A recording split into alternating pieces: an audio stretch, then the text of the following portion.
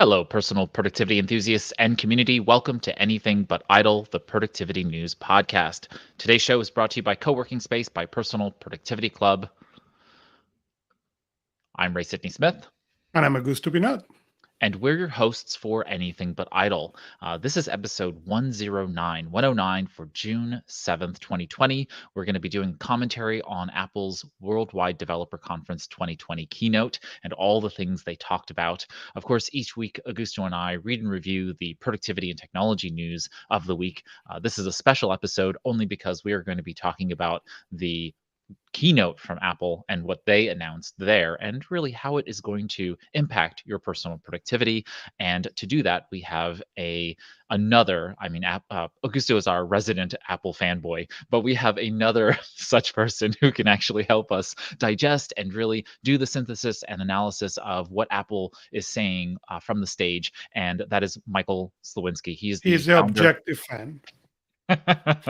He is the founder and CEO of Noseby, where they have two productivity apps that emerged into one. And now they have Noseby, which helps both individuals be productive and teams be productive. And so, really excited to have Michael here. He's a speaker, he's an author of a few best selling books, and a podcaster himself. And so, welcome to Anything But Idle, Michael. Hey guys, again, thanks for having me, and I do appreciate this opportunity to geek out with you guys. we We we love that appreciate it. we bring the objective fan to this. And at least you have someone who is an objective person generally, who is not a fan. I say that with due respect to Apple. I think that they do great product, but like I'm not in your camp, and so I think it is really good to hear from you all the excitement and vigor with which you bring these topics to the table. So we're going to work our way through the keynote and what they announced. And let's just start off with, what was your immediate impressions of the presentation? This seems like pretty typical, sort of standard Apple event now in a virtual environment. I think the best part is that I was physically in at WWDC two times in the past, in 2019 and 16, I believe. So I know how it feels to be there in person. But I think going forward, I like this combo of announcements and recorded stuff, and then some people were invited or got to be there in person for Monday, and then having the whole conference virtual. And I think this new um, paradigm shift of just embracing the bigger developer community, because the conference was for like up to 6,000 people, and they have, like, I don't know, 20-30 millions of developers right now registered. So it didn't make any sense to have a in-person conference anymore. So I think it was great, and I think, as always, the keynote presentation was very well done. Of course, we saw good shots of the Apple Park, but the most important thing is, I was surprised that they had that big hardware reveal also, because I was just waiting for the software, and the software guy in me, the founder of Nosby, was just waiting for updates to the OSs we support, and then suddenly we got a surprise. So it's not normal for WWDC to announce, and to announce actually a consumer device and not a professional grade device. So yeah, I was surprised by that. Yeah, I think this has a lot to do with supply chain issues and what they can announce when. And so I think it was just like, we have everyone's attention. We might as well utilize that attention, since we can't really pull out like an upgrade to Mac Studio or anything else like that. I felt like this was the time for them to kind of at least have some kind of hardware announcement, and this was the time to do it. And I think they also are so ahead chipset wise still that there there is no urgency. We can work with the supply chain constraints because we are still so ahead that it's fine. Well, if they were really that ahead of the supply chain constraints, they would have had their MacBook Pros on sale as of today. You can't even pre-order it on the website yet. They True. said Next available month. next month, kind of thing. So Yeah. they are clearly being impacted by Shenzhen and the COVID lockdowns there as well. So I think that Mhm. they're starting to feel that impact, and we're all going to unfortunately feel that impact over time.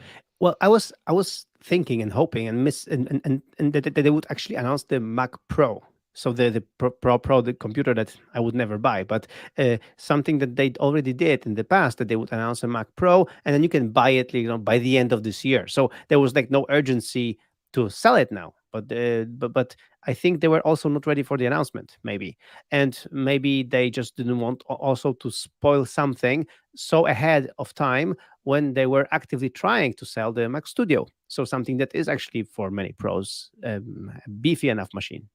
Right. Exactly. All right. So their biggest announcement. We'll start off with I think what their biggest announcement is, which is their new Apple Silicon chip, M2, their version 2 chip. Let's talk a little bit about what did they announce as it related to M2? Faster, bigger, stronger, less power consumption. What's all the things related to Apple M2? I mean, like, it's not like Oh, go. as Augusto said, it's not like M1 was missing anything. I mean, I'm right now talking to you through my MacBook Air, the M1 MacBook Air, and it's fantastic. And it's a silent computer, no fans whatsoever, and it just takes everything you throw at it. And so it's I mean, for my needs, right? And it's amazing. So really, the M2 is just, as you said, faster, and it's faster with the same focus on just long battery life and being quiet and being just silently fast. Now, again, as I said, the problem is the M2 chip, the M1 still is very ahead. So the M2, it is almost adding salt to that injury. Like, well, we were very ahead, but let me show you this one that is going to go a little bit faster, more quiet, and use less energy. So the comparisons between the M1 and the M2 were very interesting on how much more power this chipset has in compared to the M1. I have the M1 iPad, and I have not found anything I cannot throw at that thing. And same thing with the M1 MacBook Air. And it is a very, very capable chipset, the M1. Um, I don't know what else to expect from an M2, or why I will need an M2 for my needs. Yeah, some of the things that they noted was that this is, 40% faster neural engine. I thought that was really interesting to see such a remarkable increase. I thought this was Mhm. going to be somewhat incremental from M1 to M2, certainly the X versions, and that was a pretty big boost Yep. from my perspective. These come in 8-core CPU and 10-core CPU units, with of course the GPU on that SoC as well, and so it can support up to a 6K external display, which is nice. And yeah, 15.8 trillion operations per second. This is, I mean, such blazing speed. I'm really looking forward to seeing it in real life. I'm really looking forward to seeing it perform. One thing that they haven't really highlighted here on the slide, I don't think, uh, but you can see it when you go to apple.com and to compare models, and you compare M1 and M2 MacBook Air. You can see in compute section, they say that the M2 has the media engine built in, and then the M1 didn't have. It's like the media engine has been created for the pros, so for the MacBook Pro, as far as I remember. Um, so uh, it's there for the MacBook Pro, but it wasn't for the MacBook Air. And now the new MacBook Air also has this media engine, which is just accelerates all these hardware, like all these ProRes and all the video workflows. So it's just even faster to generate videos and everything. So yeah, again, they just added bunch of not only speed but also new features there. Yeah, and I'm really curious as to like someone who is just doing everyday work. Say you get a MacBook Air, the 8 or 16 gigabytes in terms of memory, and you have this high performance media engine. That's going to give you good video playback, probably a little bit of power savings by Hmm. utilizing that separate from the main cores, and so that'll all be good. I'm curious if you're doing any level of video or audio or those kinds of work, whether you should max out that 24 gigabytes of RAM so that you're able to really take best advantage of all of these different units, these different cores having to do different work. So just keep that in mind as you're moving forward. I'm sort of shooting at the center there. I think the 16 gigabytes is probably enough for most people, and if you're going to do some high level, high end, high intensity processing on the device than maybe maxing it out at the 24 gigabytes, at least on the Air models. On the YouTube channel of Max Tech, I think they were doing comparisons of the entry level MacBook Air, so the cheapest, like with the 8 gigabytes of RAM, the M1, and then the beefier, like 16 gigabytes of RAM. And for most people, just Yeah, even it's the not the basic same. one is just fantastic because the SSD is so fast that even if it's swapping very fast. I did, for example, my MacBook Air is 16 gigabytes because I just wanted to future proof it. Um, Correct. Correct. so That's why for I did it. future proofing, I would order, as you said, as you recommend, 16 gigabytes. If you really want to push it further, even 24, if you can afford it. But I think for for most people, even the basic model of For, 8 is I just agree. good For enough. most people, 8 will be enough. I got the 16 for the same reason as you. I wasn't planning, or I'm not planning to upgrade that machine in the near future. Yeah. Even that, as we cover later, the new one, it's gorgeous. Yeah. Yeah, I Yeah. mean, I just want to say that I have an old MacBook Pro from 2012, which is no longer supported with the newest OS, but it's still 16 gigabytes of RAM, and because of that, it just still runs very well. My daughter uses it all the time, and it's good enough for her. So really, future proofing is a key factor if you want something for longer. Absolutely. And Yeah. so, as the threads, start to die, you want to be able to give the engine ability to just continue to plunk along, and it'll just continue working. So, having Mhm. 16 gigabytes means that it might, at the end of the day, be running at 12. If other parts burn out, but who cares? That's perfectly good for like Yeah. your daughter's machine or whatever. So just keep that in mind. All right, on to some hardware announcements. So we're moving along to now the announcement of the MacBook Air. This is a 13-inch version in the M2 Apple Silicon variant. It is Beautiful, Thoughts? pretty. Can I start with that? Saying that is beautiful, pretty. beautiful. Yeah. Yes. So I have a MacBook Air M1, and I really want an M2. No, I may not get it. No, I don't need it. There is no rational justification for this other than it is such a beautiful hardware. But I'm very excited that the MagSafe is back. Um, it's one of the things that I I don't move that MacBook Air, so it's not as critical. But the MagSafe on the old MacBook Airs, life that thing, that MagSafe saved the life of of that initial MacBook Air more times than what I care to admit. And I'm glad that's back. And not only that, adding the MagSafe, Apple did not remove the two USB-C, so that make the machine even more capable. Not hub friendly, but more capable. Yeah, so back to those colors. They come in 4 different colors: silver, space gray, starlight, and midnight. And so I believe that's the blue that you were talking about earlier before we started recording, Yeah. Michael. Yeah. That's the one. That's the one. If I would get it, I would get the blue one.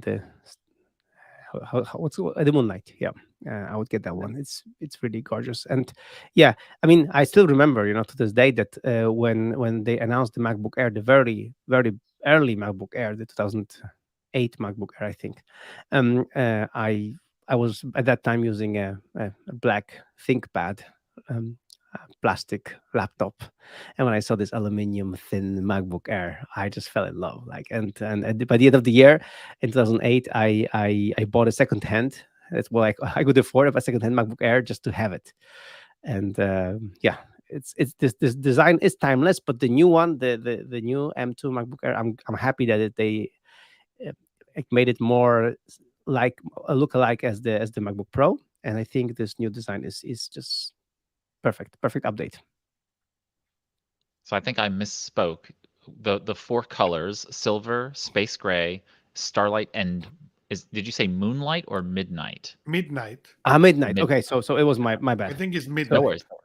Just wanted to make okay, sure that folks are going after the right colors there, and the MagSafe cords all match up, which is really also, Apple's known for details, but I'm yeah, I'm I'm pleased to see that kind of detail brought to this. I was also pleased to see how they had kind of dealt with some of the, at least for me, the original MacBook Air, which looked very nice and thin and whatever else. They redid the model and the design around those edges that actually makes me like it more. I don't know what it is Mhm. about it, but it just seems more rounded, a little bit more like Yeah. holdable than the original. And so I'm really pleased with that.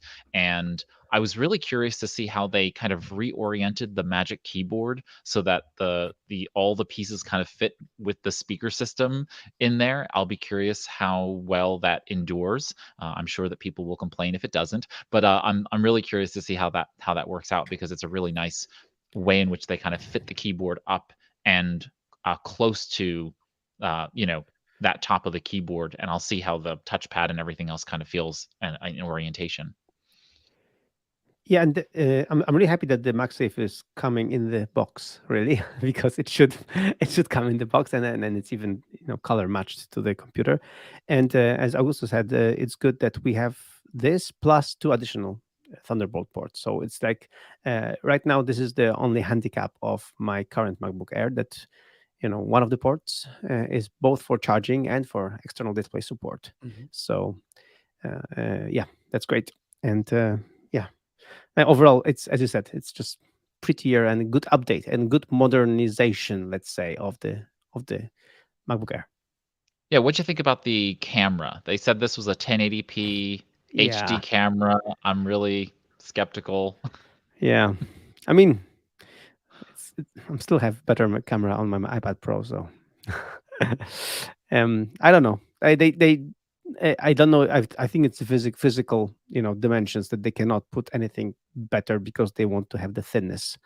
So I think there's not And I much more than remember the on all of these episodes, Michael, you were the one who brought that clarity for me as we were discussing the touch MacBook, and you say it can because they are trying to make it so thin that it's going to be impossible. And I think that is the same issue with the camera, and as we will discuss further in the show, that's the reason they came with that solution of connect the iPhone as your camera, so you can yeah. get a massive camera without really making that thing thick. But there were one thing that is really related to this MacBook that came kind of quiet. As you said, they came with the MagSafe in colors, but they also very quietly brought back the Magic Trackpad, the Magic Mouse, and the Magic Keyboard in black. At some point last year, Apple decided to discontinue black. I don't know why. And I'm glad to see they are back, and they are back to match with these colors and whatever update they did with that. Oh, that's cool. Fantastic.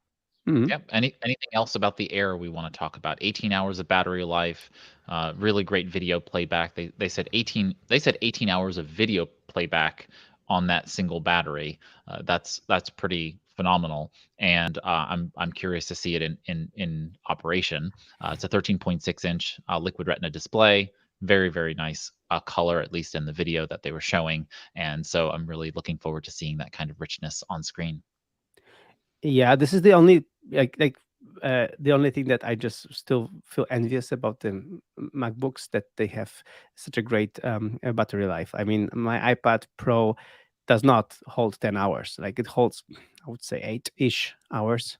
And when I have a few Zoom calls in between, then it's 6-ish hours, then, or 7, which is okay-ish again, but not full day. Right. So, I mean, just today in the morning, I did lots of work, and then I had a few meetings, and it was, I had only 30% left. So I had to put it to charge. So, I like these new MacBooks. They're just, and my only thing is, why do we call it the MacBook Air? Why don't they just call it MacBook? Like they have the MacBook Pro. Why don't they change the name, like with the new design, to just MacBook? To just like make it, why the Air? Like, will they come a MacBook at some point, or will there never be a MacBook? Nothing, just I don't know. Yeah, this seems like it's the new standard MacBook, and they're just Exactly. leaving the Air on it because of I don't know. That's interesting. History. That's yeah, I suppose so. But they could have easily have transitioned this to the MacBook and then had the MacBook and the MacBook Pro. One thing that you noted, and just for folks who are maybe unaware of this, if you are in Zoom calls or Microsoft Teams or otherwise, most of the software today give you an ability to change the HD resolution or standard resolution on your video feed.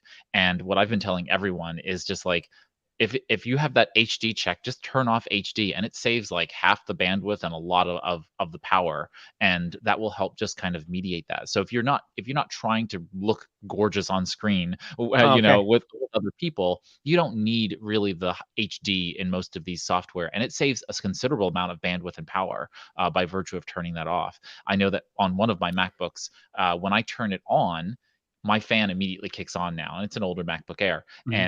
and so it just immediately kicks on. If I turn it off, then it saves a huge amount of power, and the fan never turns on. So there's clearly some difference in how much Zoom, specifically in this case, is sending bandwidth back and forth just over that one toggle of HD video. Cool. So just for people to keep in mind. All right, are we ready for MacBook Pro? Yeah, I mean, this was a silent Yep. update. Like they still keep it around for, I think, price. Ladder. They want to have something a little bit more expensive for like $100 more, but it's just the same thing. Like, again, I would, if I would be in charge in Apple, and of course, there's a reason why Tim Cook is in charge, not me. I would simplify it. I would just not put it there. Like, I think the MacBook Air, or I would call it the MacBook, would be the beginning of the line, the new one, and then the MacBook Pro, the new one, the 14 and 16-inch. That's it. Like, I wouldn't put something like this in between. It's a good machine, but like, why? So they announced the M2 MacBook Pro, and what did you think about the announcement of the M2 MacBook Pro Well, edition? I'm going to start with a disappointment on the MacBook Pro, okay, on the 13 inches. As we praised them for add the MagSafe on the MacBook Air, they did not add that to the M2 Pro. But Augusto, it's because they haven't changed anything. They haven't changed the design Yeah, at all. Like in the MacBook Air, they did redesign it. Here, they just swapped the processors from right. M1 to M2. Nothing else changed. So Yeah, but I think it would that they would have to redesign the chassis, the everything to accommodate that, and then they would have to redesign it from scratch, and they didn't want to. They just wanted to keep an old Mac 13-inch MacBook Pro around for some reasons, and that's it. Like, it's a very silent update, and it's a very yeah, it's a I wouldn't get it now. Like, if I was like if I am to advise our listeners, I would not get this computer. I mean, it might be a little bit faster than the MacBook Air because it has some additional cooling, but it has a worse screen and a smaller screen. It has a fan, which I think is not a plus, and so I would go with the upgraded MacBook Air for my purposes, or for like as a recommendation to buy, and skip this one. And if you need the Pro, get the 14-inch Pro. Yeah, I was yep. really shocked by the fact that the MacBook Air, a la just the MacBook, Mm. is has a larger screen now than the MacBook Pro, and you would think that they would have at least given it parity on the chassis side, and they didn't. And I was really shocked by that, which really makes you think.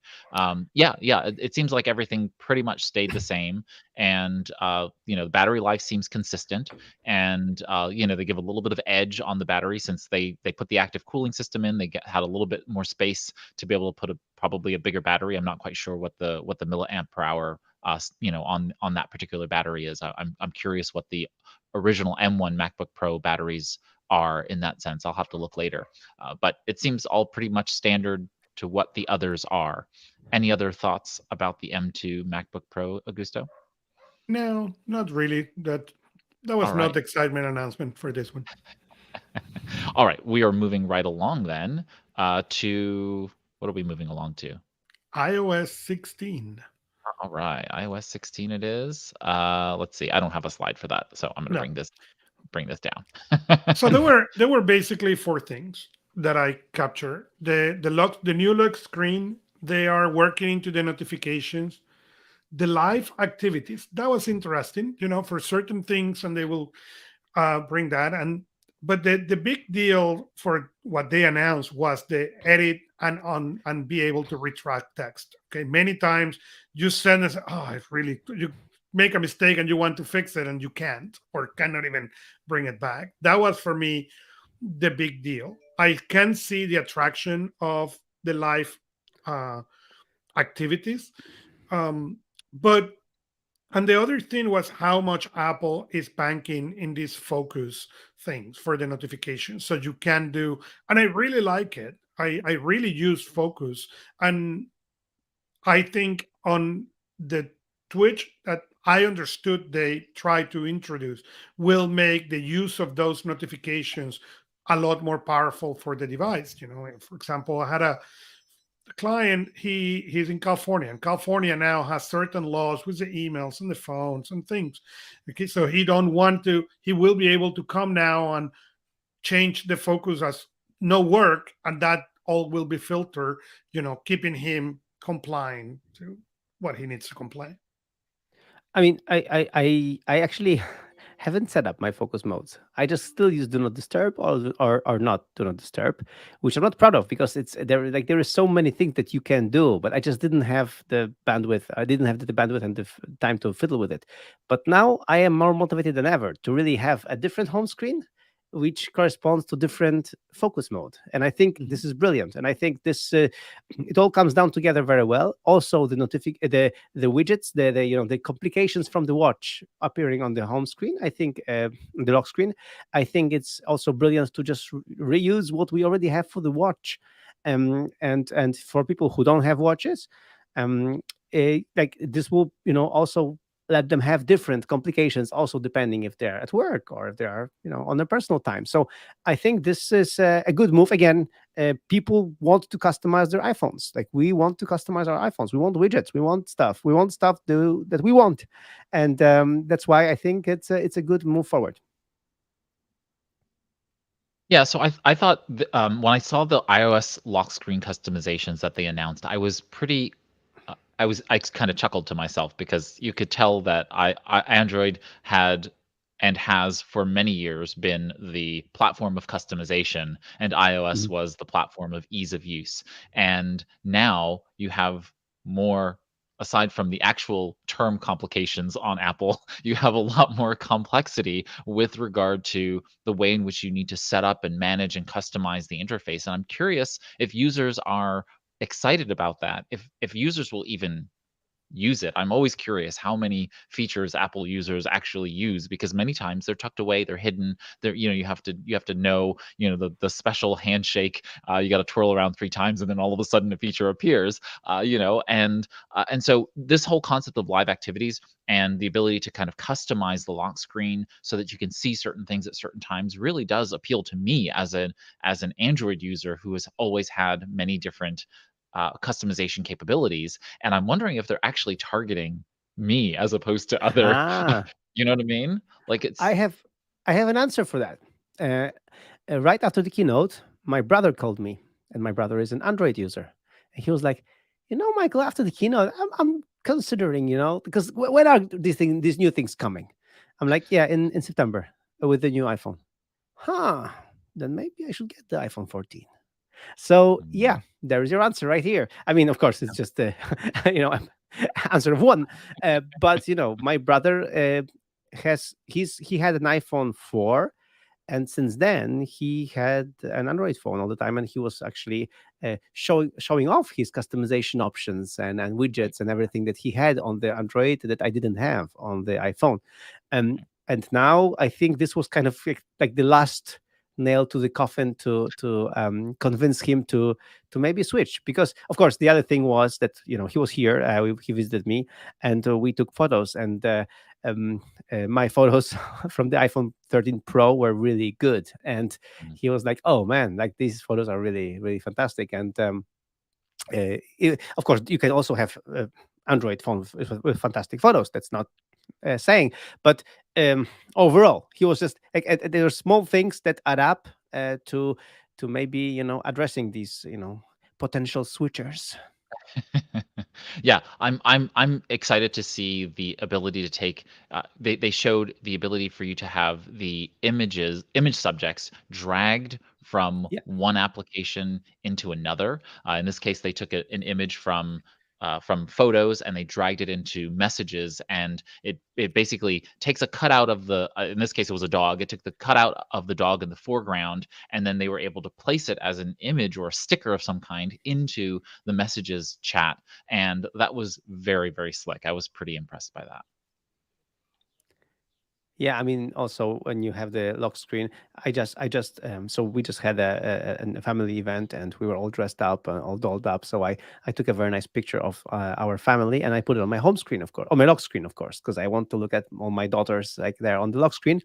And this fact that you can then and I when I took the photo, I asked my brother who was taking the photo to just make sure that he leaves enough space, enough headroom, for the clock to fit. And now we don't have to do that anymore. Like we can have like a normal photo and then put us also in the foreground and have the clock kind of be behind us, kind of automagically. So that's cool. Yeah, I think they've done a really good job with that whole premise of being able to make an Apple device feel like more of it's yours as opposed to something that you're renting from Apple. Yeah. And so I still, they're terrible on right to repair, and they clearly don't want that to be the case. But I am pleased to see them at least customizing the OS to be able to be something that is more unique and more customizable to the individual. And so yeah, they did some announcements about Apple Wallet, Maps. Do you want to talk about any of those pieces? Well, I for sure the Apple, the Pay Later, the Apple Watch. I mean, they are working into those pieces, but I think the Pay Later with Apple Pay, it's a trend we're seeing at least here in the States. Everything is now Pay Later. I I'm kind of terrified of that Pay Later, It's but tricky. it is tricky. Yeah, so to give people an understanding, there's like Klarna and there's many other platforms. PayPal even has their own pay later program, but you buy now and then you pay in some number of installments in some number of weeks for a thing. So it usually covers 2 or 3 paychecks, that kind of thing, and allows you to be able to pay over time. This Apple program, I'm not sure who the bank is behind it, or maybe it is Klarna or another program that's just Yeah. basically Apple branding, but it's for equal payments over 6 weeks. So it's not a extended credit period, and so I'm not quite sure how useful that would be. I mean, it wouldn't be useful to me. I'll just buy it. You know what I mean? Like I don't see myself extending it over multiple payments in that regard. But I think if you're concerned about it financially and you need a few paychecks in order to pay it, and you're going to, this could be potentially useful for some folks. And the order tracking, I think, is the most interesting piece Yeah. built into it. I was like, order tracking, yes. I know. I'm going to use that on my iPad I if mean, they all if these they allow it. websites for tracking shipments are just so bad. So like Yeah. having it built in is something. I would like And to point out the wallet thing. So the wallet as in wallet. So if I may, as you can see on the video, I have this additional wallet with MagSafe that I still carry because I have there my driver's license, my photo ID, and a physical credit card just in case, and one bill of some euros. And the thing is that they are coming slowly but surely to this point where in the Apple Wallet you will have your photo ID, your driver's license, and your cards, and you will use them from there. And I think it's glorious. I think this future is really cool because then you don't really have to. You can just leave the home with the phone, and that's it. And I think this, like with Apple Pay and the whole wallet premise, it's slow.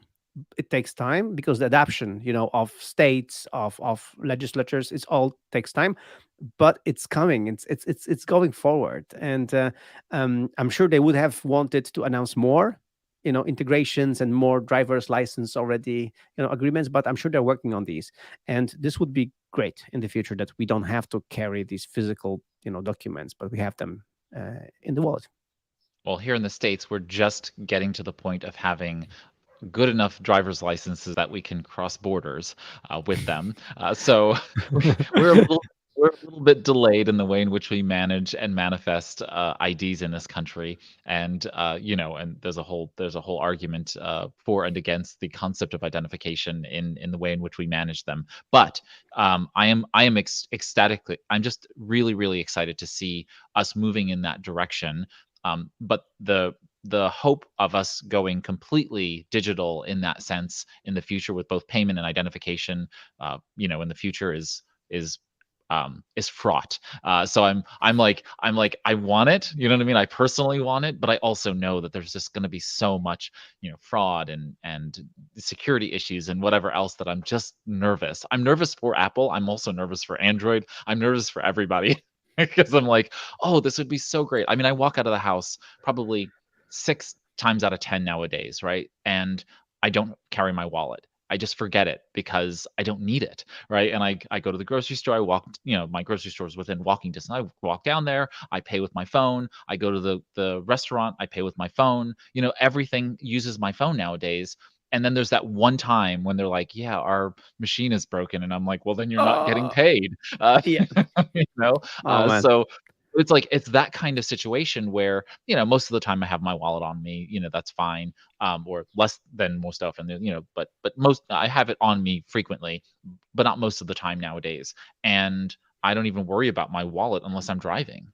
And so it's like, yeah, I want to be unshackled from having to forget another thing.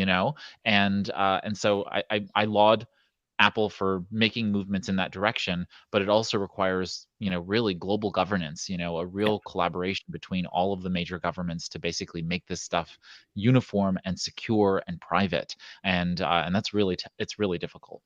Yeah, but All right. that's why they're doing it slowly. I think it's a long-term game, so they are not really rushing it because they shouldn't. So Well, that's I'm good. impatient. We all are. We are the geeks now. We all I are. know. We all I are. know. So they talked a little bit about family sharing and the ability to share with multiple family members. You can share up to 5 family members with all bunch of Apple services. What did you think about that? Oh man, finally, finally. I mean, with my believe it or not, with my wife, we on both iPhones we use the same iCloud account. We just differentiate our iPhones because of the different Apple ID for messages and FaceTime. But everything else, we use the same iCloud account. Why? Because otherwise, the photos would not be in sync. Because I take photos, she takes photos, and then their photos are together, and we don't have that many secrets between each other, so that we prefer to have it that way. It's just better. It's and it's just easier to use. We don't have to decide who takes the photo. Like, oh no, take my phone. No, no, no, I'm gonna use your phone. That's ridiculous. So what they did here, finally, after so many years, the fact that you will be able to essentially go on the same trip, like like there are so many, they announced very very cool that many things will just happen automatically just because we are family members.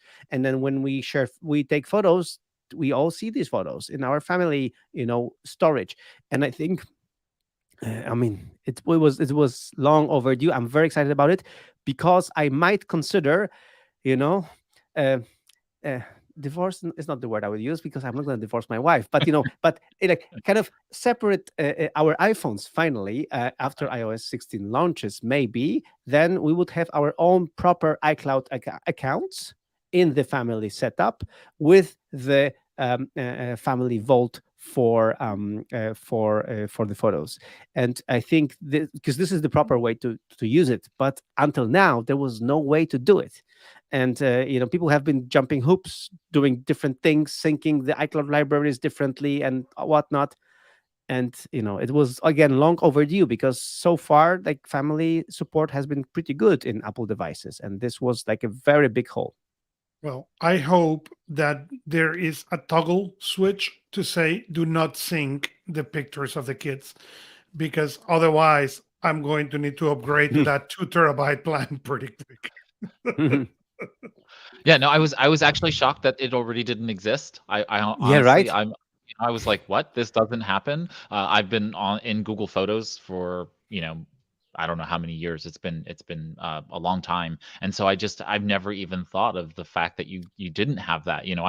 I see notifications on my phone all the time. When my mom takes pictures of my baby niece, they just automatically show up in my family album, and I see them and I get to enjoy them, and I don't have to think. It's just seamless in the background. So to see this come to Apple, I think is just a welcome productivity feature that we can all use in terms of just not having to worry about transferring. I mean, you going to the additional effect. I hope others are not having to do this. But if others have gone to your level of having one single account and whatever, now bifurcating into using your own accounts so that you don't have to worry about the one individual iCloud account just to manage photos is just, it's tough. It's tough on everybody to kind of figure out what pieces, and then the family sharing of your various services just makes a lot of sense. It probably will save some people some money, and just kind of make things easier. I love the ability to just have that family library and be able to have shared Google Play books, Google Play Movies, all of those things just kind of shared, in that space, and we do that in Amazon as well. And so it's nice to see this flow over to it. I also heard that they were easing the child setup, so you can add children to your kind of Yeah, family cool. account much faster and easier. That's great to see as well, because that's just going to Yes. speed up a whole bunch of problems that you come along. Yeah, I mean, anything, like, I mean, we are parents. Like, just make our lives easier as we can, because our kids are way ahead of us in terms of technology and everything. So, also the especially the screen time. They also are simplifying screen time, which is great because it was pretty complicated and complex. And my wife was like, "Michael, you set it up. I just don't know how this thing works." Like, so I was setting up screen time from my daughters all the time, and customizing it and changing it depending, if they're on vacation or if they're at school.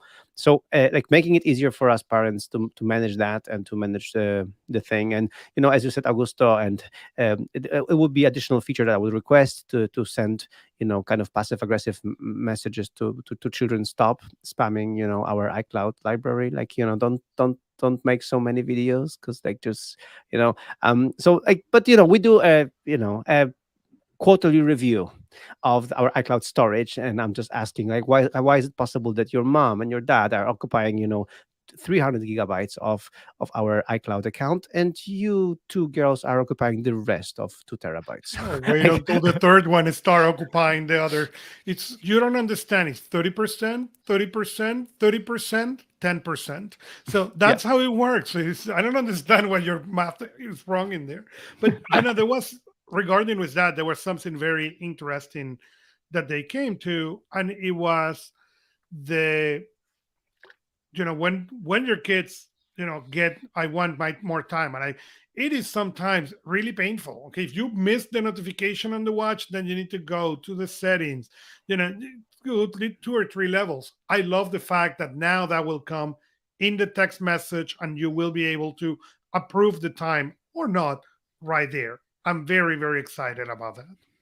Yeah, and I think that them talking about the fact that there's kind of age appropriate settings, so it's kind of quicker as the child yeah, gets older. You can kind of just change those settings much faster and more fluidly. I think that's really great because it sucks to be a teenager and your parents still have your settings set as though you were a toddler, right? yeah. And so it's like, oh, come on, can I please have location sharing and those kinds of things turned on? I'm old enough to be able to have that kind of stuff, but sometimes parents just don't know how to. They set it up and they forget it, and then they stop kind of administering. And Apple needs to ease the way for there to be transitions through the ages as kids are aging up. And I was really pleased to see them put in these safety check pieces for folks who are in domestic Oh, yeah. violence and abuse Yes. situations, to be able to have better control over those pieces, and also to manage who has access to things already, right? Like who you gave access to things to, being able to just review that. I think as a not even in that context, just outside of the context of domestic issues, just being like, oh yeah, right, I gave my friend access to this thing at that time because I broke my leg and was bedridden for 6 weeks. Now she or he doesn't need access to that anymore. And it's kind of knowing those pieces is really helpful. Surfacing that for privacy and security purposes was really, I think, an appropriate kind of level of control over it. All right, we are going to move right along to, what are we moving along to now? CarPlay. CarPlay. All right. So I don't have a slide for that either. So go for it. Talk about CarPlay. No, CarPlay. I don't know. My car. I I don't care about the car. My car is too old. It do not have. Neither of our cars have CarPlay.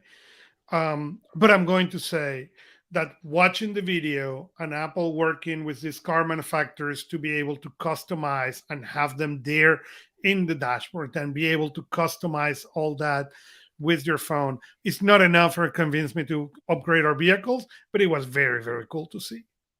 I mean, the thing that annoys me about car, like old school car thinking, is that once you buy the car, even if you buy a brand new car, like you buy a brand new car, this is the car you buy. That's it. There will be no updates. There will be no upgrades. Nothing. Like this is the car you buy. The software, and because there's much more software now in the cars than before, the software will have bugs, and you will have to live with these bugs. Like there will be no like update. Maybe something really critical they will update, and they will tell you, yeah, we updated, but normally no. And so, for example, I have a 5-year old car that does support CarPlay, but it's only a wired CarPlay, right? And whenever I park the car, the parking system just kind of, is not really compatible with the CarPlay, and suddenly CarPlay stops working, and then there's no way to initiate CarPlay anymore. Like there is no way to do it. I would have to, turn off the car, basically. I don't know, step out, step in, and maybe it will work again. So. And I contacted the dealer, several times, and it was still in warranty and everything. I was like, damn, guys, like, please fix this. Like, this is not right. Like, I'm afraid to park now. I have CarPlay right now running. I'm listening to something and I want to use it. And then I'm parking, and then the parking things show up and it just goes all bad. And they several times upgraded and updated my firmware. Of course, nothing helped. It's still the same. So their solution is I need to buy a new car. But my 5-year-old car is fantastic. I don't want to. Apart from this bug, I really love it, and I don't see a reason why I should, spend, tens of thousands of, dollars or whatever to upgrade to a car that is basically the same, but just without this bug, So that's why, for example, Tesla like caught really attention that they do over-the-air updates to the car. The car changes as it stands in the garage, that's why I'm happy with the CarPlay with the future, as Augusto said, because this will mean that Apple will update the CarPlay, so the dashboard of your car it will keep improving, even though the car remains the same. And I think this kind of future, and I would trust more Apple in that sense than car manufacturers for the dashboard thingies, for the dashboard, buttons and icons and all that stuff. And so for me, this future, again, it's a long time coming. We would have to, again, buy cars in a few years. So maybe that's not happening, but who knows? But the thing is, this is a good future where the cars get updated and you don't have to depend on the car manufacturer that maybe they will fix a bug on the dashboard when it's an obvious software bug that could be fixed. So yeah. Well, so these car systems are running on lots of different software, and they usually have an RTOS underneath it, and then they have, then they're connecting to, which is a real-time operating system. So RTOS is probably the most common real-time operating system. If you've ever used a parking meter with a chip in it, those kinds of things, they're running RTOS, right? And so I'm always like, okay, put everything the car needs from a critical perspective on the RTOS. That's understandable.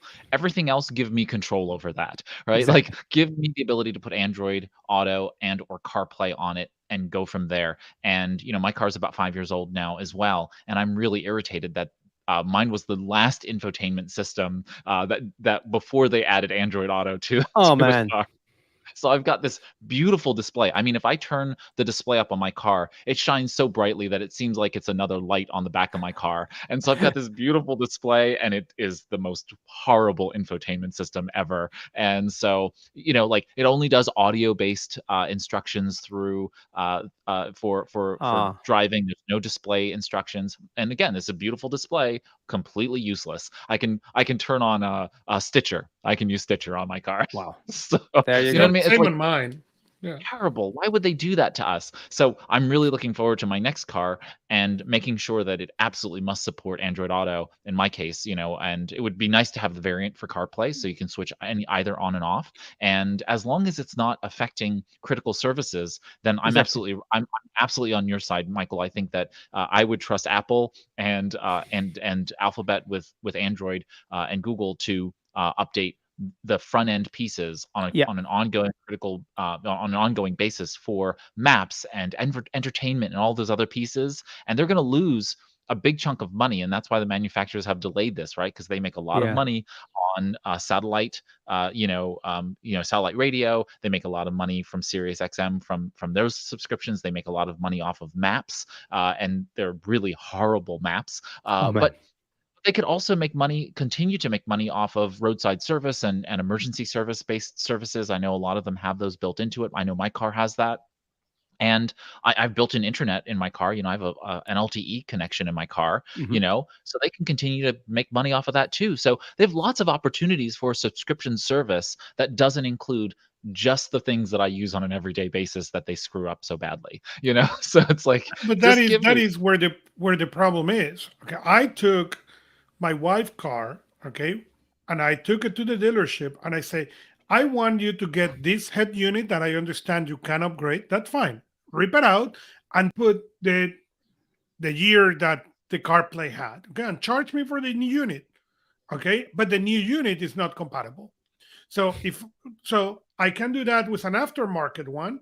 Okay, if I want, but then I cannot connect all the services. So that's part of the reason they are losing. If they will have made that process easier, sorry, people will take and upgrade the head unit and keep the car. I don't need to replace the car because my head unit is awful. And the car that I bought also has the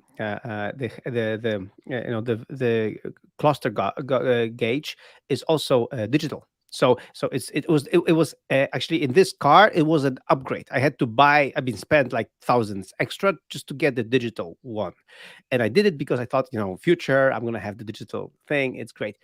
And then I have three options of the cluster thing. I mean, and it's this beautiful screen, so I could have limitless ways of putting everything, but no, three, right? And again, if I have CarPlay there running here on this cluster gauge, then it can be different. It can be customizable, as just they showed on the demo. So again, I I trust more, as you said, Google and Apple to do it better for us, so that we can really customize this. Because again, as we said about customization of the phones, this is our car. We are driving in this car. Like, uh, how many times I've called FaceTime Augusto, where he was like doing like 200 or 300 miles drives in his car. So you're staring at this thing like for hours. Make it mine. Yeah. Make it the way I want. Yeah, and what I really want to see is I know the future is electric and or some combination of electric and other types of greener energy vehicles and more digital technology in the vehicles. And I think that Android and Apple have the opportunity here to make those customizations actually cross to other people. I'm not the only one who drives my car, and that means my Correct. settings are always changed to the wrong settings when I sit in my car. And I'm like, wait, I'm not this short. I'm not this, like I don't like my mirrors set that way. I don't like my side mirrors. It'd be great to be able to sit in the car for it for Android Auto or for Apple CarPlay to understand those things, change them, change the instrument cluster to set up the way that I want to. I like seeing my tire gauges, for example. I want them always on and always visible. Some other folks in my world do not like that visible, right? Like, but just like it knows me. It knows who I am. I should get in the car and be able to just have it click into gear and show those pieces. And now my car has like settings. You can set 1, 2, and 3 people in the car, and you can push the button and it adjusts the basic stuff. But I really look forward to the future of having it just basically customized to me. Yeah. Temperature settings, all of those things, so that I get into a car and I'm comfortable driving because I know it's morphing to my needs, as opposed to it forgetting that I even got in the car and who I am. So So very, basically, very what you want is you enter the car and the car says, "Hello, Ray." yes, exactly. I want Knight Rider. I don't know what the name of the vehicle, but I want the car to know me and to adjust to my needs. Really, I want that about everything in my life. Yeah. Kit was the name of the car. Yeah, Kit. right, exactly, exactly. All right, on to watchOS, lest we be here for the next 5 hours. So Yeah. what did you find about watchOS? What was interesting about the watchOS announcements? Still no custom watch faces. Maybe on the infinite time scale. I would like to be able I mean, to let developers also customize watch faces. I mean, we have complications, we have the things great, but I mean, for me, the updates were good. There were lots of good updates to fitness. There was a triathlon mode finally integrated in the in the fitness app, which I do triathlons, so it's good. I use a third party app for that on the watch. Now I can use the first party app, which is great. But for me, still a bummer is the lack of custom watch faces. I mean, they let us customize these watch faces that we have a lot, but I'm sure developers would just, customize the F out of it. Like they would just really do something great. And I'm wondering why they want to keep this control and that they don't. I mean, again, it's a screen. Like it can show any pixels you want. So why not? I think they did well. They did some improvement. The sleep improvements are going to be interesting to be able to use the watch to track your sleep, but they're going to need to improve the battery life on the other one. So, or at least put fast charging or something. That said, we will need to work. I didn't see any massive things that really excite me about the watch, but I'm looking forward to what the new hardware is going to do. I'm due to upgrade, so I am excited about it. Oh, so I one thing I have an article on my blog, michael.team/afib, and they were talking about AFib. AFib is Mhm. uh, atrial fibrillation, and it's a condition that my father has. And thanks to the Apple Watch, I'm keeping him in check and making sure that it basically it's like magic. Like he gets a notification that he's having an episode before he even feels it. Like it's fantastic. And they did highlight that they are going to improve that to have more statistics, like to have more patterns, and to indicate people like my father like what they can do to have fewer episodes of this and not to have a heart attack or something. So um, again, this health improvements fantastic, and especially AFib, which is really a condition many people have. So and really, if you have a person in your family who has issues with this, with AFib, I do recommend give them an Apple Watch. Even give them the Apple Watch 4. Like even Mhm. like the get the second hand Apple Watch 4. It's amazing how the Apple Watch discovers this and lets the person wearing it know that they have an episode. So yeah.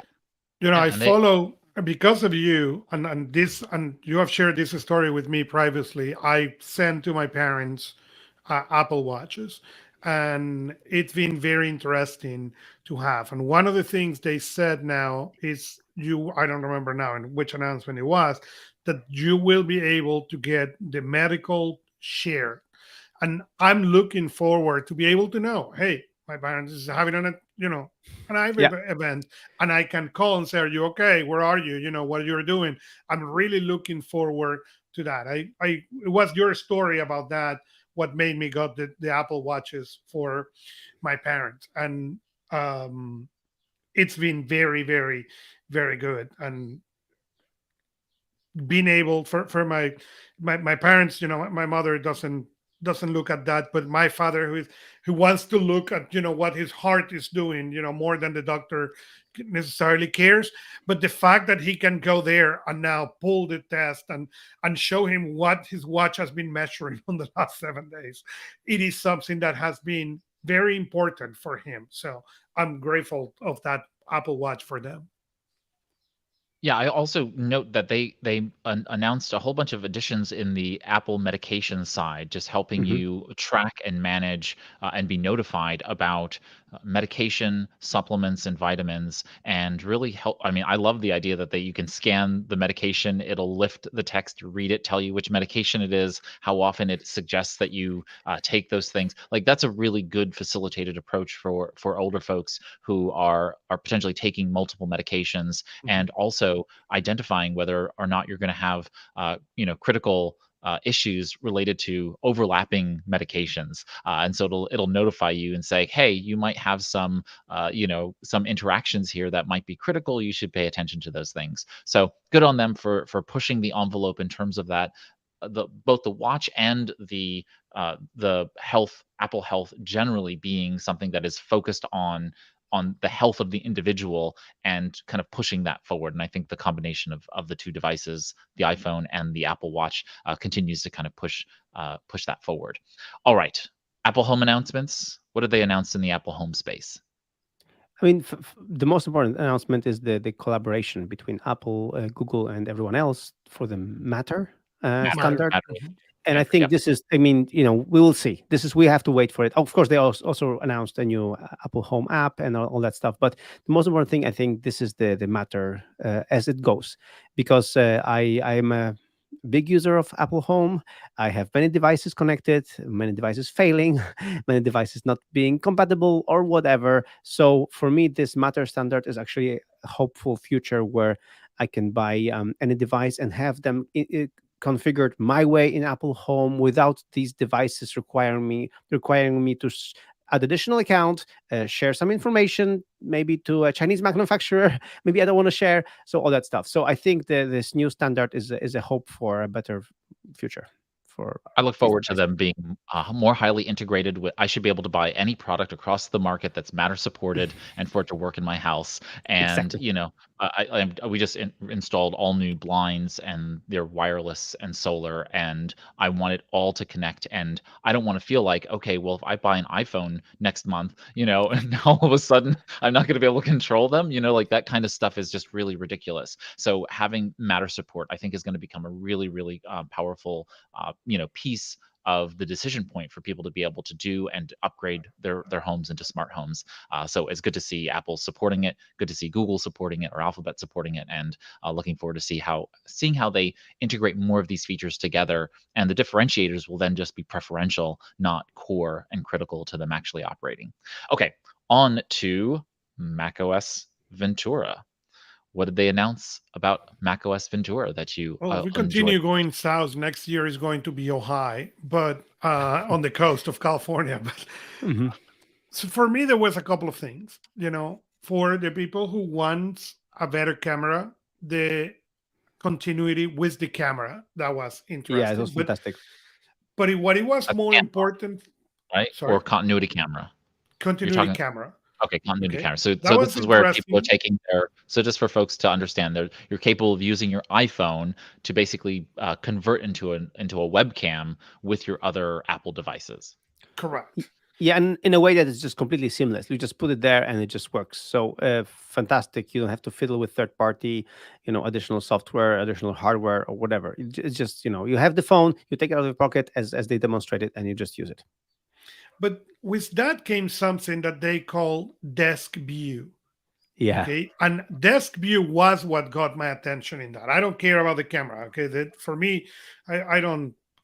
If you see me on 780, you're seeing more than what you want to see. Okay, but desk view was very interesting because now I can put the camera there.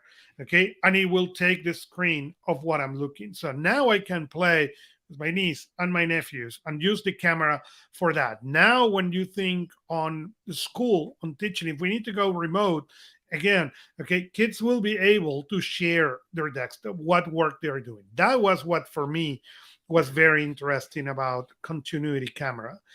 But the next thing that they announced related to that was do something that I have praised Microsoft Teams for a while.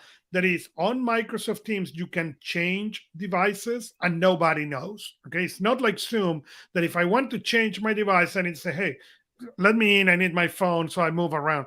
In Teams, you can just move devices.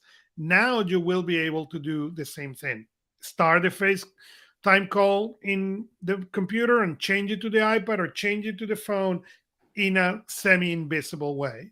And that is awesome. I really like that, the FaceTime handoff concept, and every software provider should be providing that Yes. core to their clients.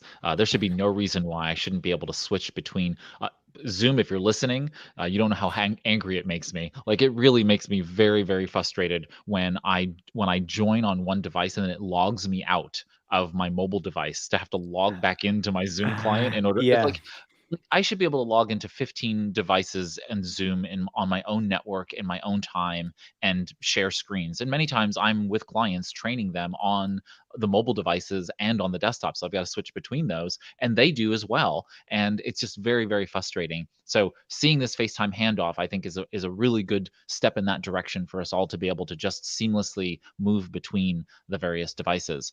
I really I liked a lot of the various pieces that they talked about, including the upgrades to Spotlight. I just really love the rich Yep. Spotlight results and being able to quick look from Spotlight. Had a lot of really good features there. Anything else stood out for you? Did Stage Manager make you excited? Yeah, so Stage Manager, I think is something that it's going to help lots of folks get Windows organized on the Mac, and it's a good segue to move and talk about it also on iPad OS. And so I would just because we are running out of time, I think let's move to iPad OS with the Stage Manager, because this is something that is just fantastic. So they basically did a very similar thing on Mac OS and iPad OS, and they kind of realized they had this. He actually admitted it, Craig Federici, that so we have these M1 iPads. Why don't we use the M1 actually for something useful? Because up until now, my M1 iPad Pro is just overpowered. Like it has too much power and too many constraints. So what they did is the Stage Manager the way to handle several windows, and now I can have several windows also, and manage these several windows on the iPad. And then they added this kicker that finally we have support for external displays, so I can just get the external screen just connected to the iPad, and then have the full screen, additional screen that I can also use my iPad apps for, and then I can use the trackpad and the keyboard to actually manage it. So they recognize that, okay, the external screen is not touchscreen, fine, but I have the devices, I have the trackpad and the keyboard to manage that. So for me, this I think this is the biggest feature for Mac OS and for iPad OS. The whole stage manager, the whole support for different kind of multitasking, which on iPad now we have so many ways to multitask and so many ways to have different window setups, that it's just fantastic. It's just better than ever. Yeah, I was really pleased to see the external display support. I like the fact that they're giving you the ability to do freeform. That whole concept of being able to have multimedia, interaction on screen is like, from a collaborative perspective, and from like, give me, it's a canvas, right? That screen is a canvas. Give me the ability to do what I want on it. So I mean, this Freeform is a new app that they will launch, and so it will be also cross-platform, not only for the iPad but also for the Mac and the iPhone. But they will launch it later, so probably next year, right, basically. Uh, but it is something I was craving for. I mean, I have this. Curlycues app, which has never been released. I have a test flight version, because it has infinite canvas. So and infinite canvas is just fantastic. Like, you just write something, you just move it, you write and you move. You don't have to think about, I need another page or whatever. Infinite canvas is something that I use, for example, when I practice maths with my daughter. Like, I just we just write and move. Perfect. And this infinite canvas, in this free form, in this app, it's something I'm also very excited about. yeah, I'm looking forward to seeing it in practice and utilizing it. I mean, I really see myself taking advantage of that kind of concept, and I Hmm. know that I hope that this actually makes its way to Mac OS in a thoughtful perspective, because there are I have a dear friend who wants this concept to be able to just annotate anything on screen, in your environment, and being able to maybe extend it to that ability, I think, is really powerful, for a lot of folks. And yeah, so I'm looking forward to that. And then, of course, live captions in FaceTime. Really great to see accessibility features get added Yeah. whenever they add them. So I'm just really, really pleased to see the accessibility features come into play. And you would be surprised how often I just really appreciate having live captions on. I'm not hard of hearing or deaf, and I enjoy having them on in all kinds of circumstances where just external sounds are just limiting my ability to hear what is going on in an environment, say if you're in a cafe or otherwise. And it's nice to be able to see those live captions. So good to see them adding those features. Anything else about iPad OS before? we wrap I mean, up? I mean, uh, I mean, this was the biggest thing, and okay. So additional thing that they also let you customize the size of the windows, the size of the fonts. I think because again you have an M1 that can compute things better, and so for me just. They are also mentioned additional features for iPad, like the subtle features, like things that in files that were missing and all that stuff. So they are doing lots of groundwork for the iPad to become much more powerful, and this is hopeful for me. This makes it hopeful that because I bought last year's iPad Pro with 16 gigabytes of RAM, because I bought the 1 terabyte version just for that to have more RAM, I'm going to be able to use it more.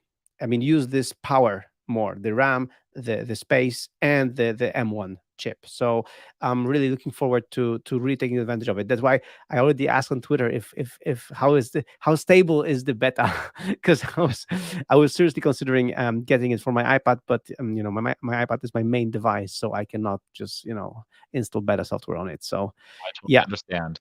Keep the betas Ah, off of your production machines at all oh costs, yes, right? yes. This is my production machine. I rely on it. So not really, but yeah. So these, I mean, for me, they've done lots of homework for the iPad, and they made the stage manager like both in the same way on the Mac OS and iPad OS. Again, kind of highlighting that iPad is a computer, is a worthy device of just making it different than the iPhone. So to me, it was also like kind of a sign that the iPad OS is just being a little bit more closer to the Mac OS now than it used to be, and a little bit further away from the iOS, but still it's there in between where it should be. So that's great. Yeah. Can you explain for folks passkeys? So they Yeah. basically announced passkeys up for both macOS Ventura and iPadOS 16. Yeah, so passkeys is something that also is a cross organizational, like they also do it with Google and everyone else, so it's going to be everywhere. The passkeys is something that finally your device is authenticating you, so you won't have to figure out password for things. So and because it's a big, again, it's a big multi organizational effort, I hope it becomes a standard. So this way we are getting rid of the passwords forever, I think. I mean, Well, on the infinite time scale at some point. yes, exactly. But it's great, like that you don't have to figure out passwords, like so you just authenticate that this is you, this is my device, this is Michael's device, this is my password, log me in, thank you, and that's it. Like I don't have to think which kind of password I'm going to use, like what I'm going to use. It stores safely your private key on your device, so it's not uploaded to the service. It just uses the typical um encryption that it does.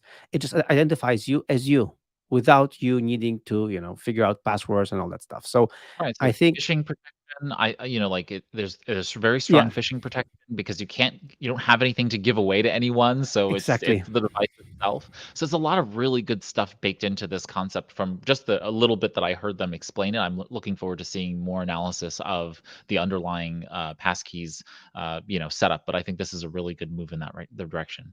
When you think about it, right, they announced several things that are really like kind of showing us the future.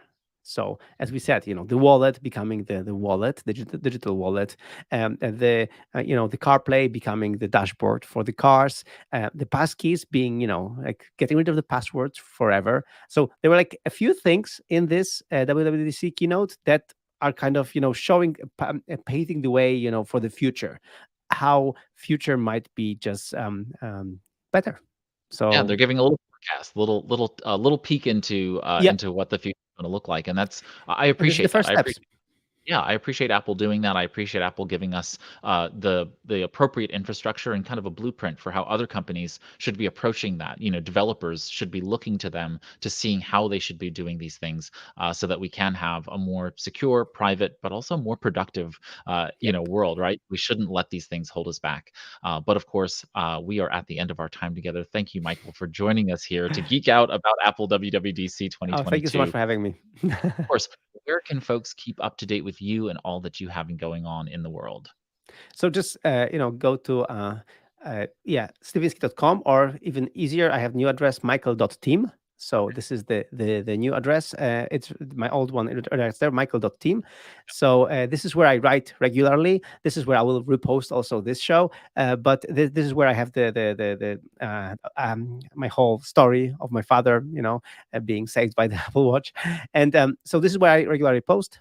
And of course at nosby.com, where I do Nosby. So where you can have your family, your team, or yourself just more organized using Nosby, which is an app for all the major platforms.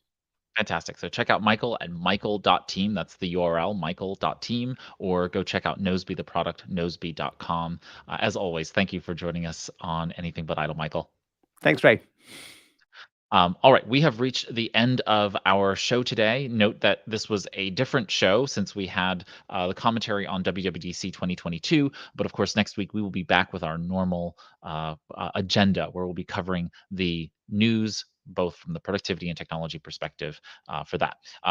If you have any questions about what we discussed, we have all the links to all of this stuff in the show notes, which will be out with the podcast. So if you're listening to this, you already can see the podcast show notes by going to anythingbutidle.com/109. All the episodes are numbered, and you can always get to them quickly by going to anythingbutidle.com/ and the 3-digit code for that episode. Those include the stories, any of the extra stories, or any of the text transcripts that you can both read or download on the page itself.